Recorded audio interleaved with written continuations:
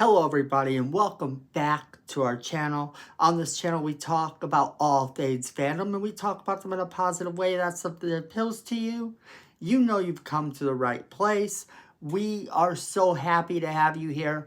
And today is Something Saturday where we talk about things we didn't get to talk about the rest of the week.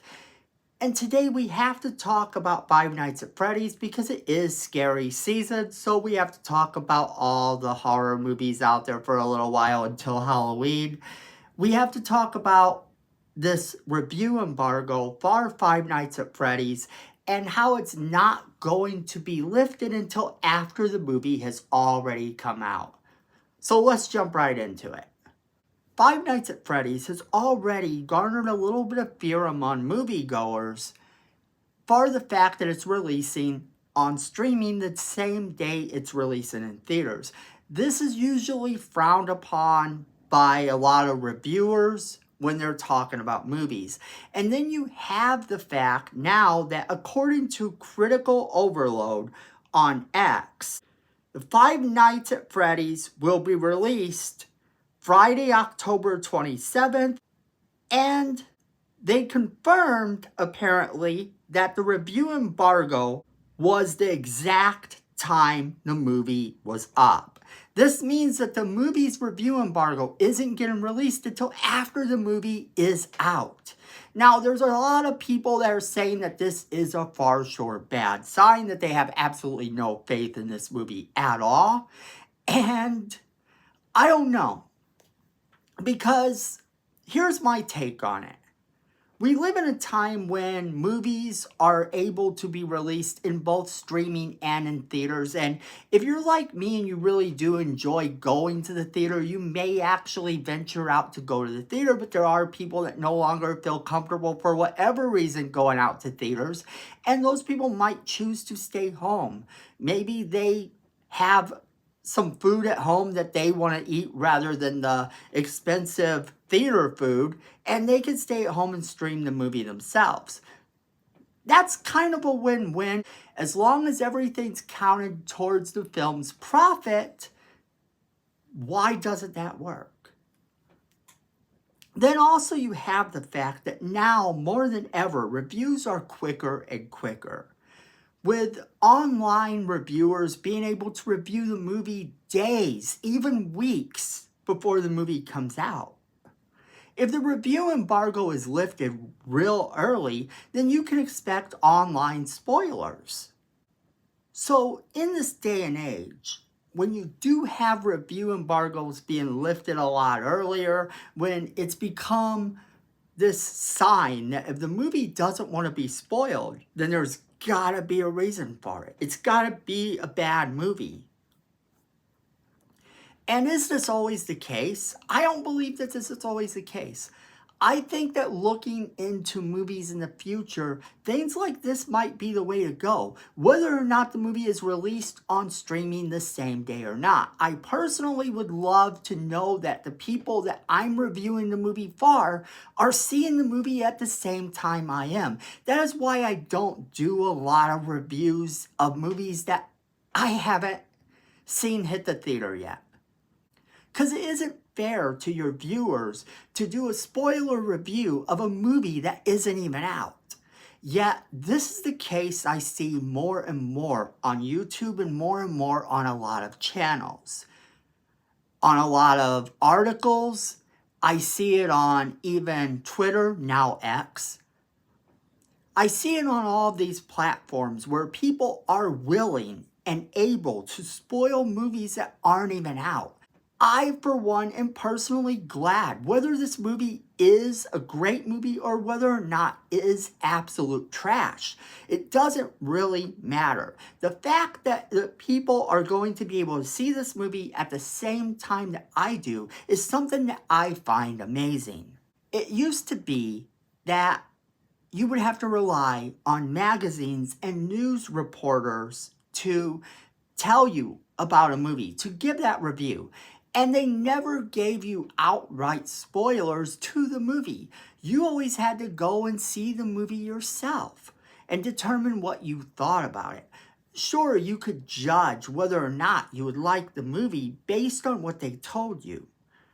But it was never about the race to be able to review this movie and review it first. Now we live in this time when it is all about clicks. It is all about those views. And everybody wants to jump aboard and they want to make sure that they're the first ones to review it. So they get all those views and they get all of that clout that comes with being the person to tell you what the end credit scene was, or being the person to tell you the entire plot. So some people even resort to this. They will do a review of the movie that's non-spoiler, then the very same day they will do a spoiler review, and the movie hasn't even hit the theaters yet for you guys to see. So when it comes to this movie, Five Nights at Freddy's, doing this, I actually applaud it, whether or not it is right or wrong. Whether or not this movie is great and deserves this treatment, and it's going to shock everyone just how amazing this movie is, or whether the movie is absolutely garbage and isn't worth the film it was shot on. I still applaud the fact that the audience will not be able to have people spill all these spoilers out for them. And for me, I wish a lot more films did this, to be honest. Because I don't think that this movie looks like trash. I have played the game Five Nights at Freddy's, and sure, even by the commercial, you can tell there are things that they have changed. Just by that trailer alone, you know there are things they changed within this movie.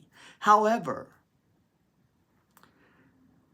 every movie that ever gets made from an existing property will always have changes. The biggest example that I can tell you is, think about The Shining. The original Shining with Jack Nicholson.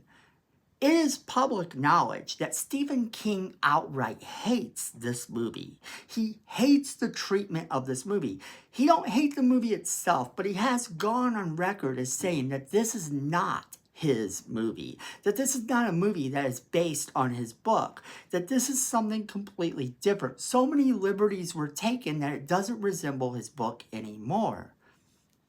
Imagine if we lived in today's world and that version of The Shining came out. Now you have all these reviewers that are jumping and telling you exactly what Stephen King said. Now you're going into this movie with a whole different mindset. You're not going in expecting to be afraid. You're not going in expecting to find a good movie that may have some inconsistencies from the book or may have a lot. You're simply going in knowing that this movie is nothing like the book. And the author, the writer, the creator of that project that this is based on is telling you that it is not like his product at all.